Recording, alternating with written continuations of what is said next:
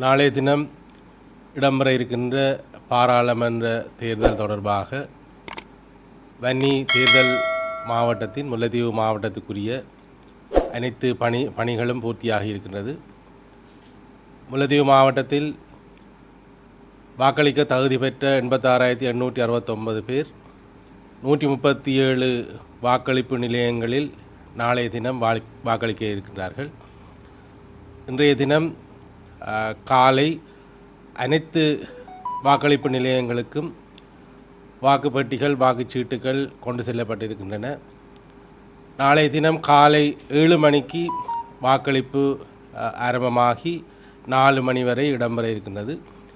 முல்லைத்தீவு மாவட்டத்தை பொறுத்தவரையில் நீதியானதும் நேர்மையானதுமான தேர்தல் ஒன்று இடம்பெறுவதற்குரிய அனைத்து ஏற்பாடுகளும் மேற்கொள்ளப்பட்டிருக்கின்றது.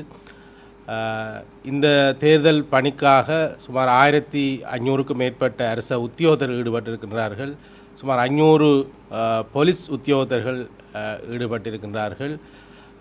இந்த வகையிலே நாளைய தினம் மாலை 4 மணிக்கு பின்னர் வாக்களிப்பு முடிந்த பின்னர் முல்லைத்தீவு மத்திய மகா வித்தியாலயத்தில் அமைந்திருக்கின்ற வாக்கெண்ணும் நிலையத்தில் அங்கே 8 வாக்கெண்ணும் நிலையங்கள் அமைக்கப்பட்டிருக்கின்றது. அந்த வாக்கெண்ணும் நிலையங்களுக்கு வாக்குப்பெட்டிகள் எடுத்து வரப்படும்.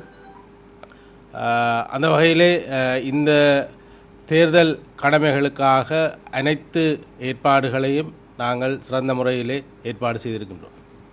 அது சத்தம் போட்டபடியாக திருப்பி சொல்லணும்.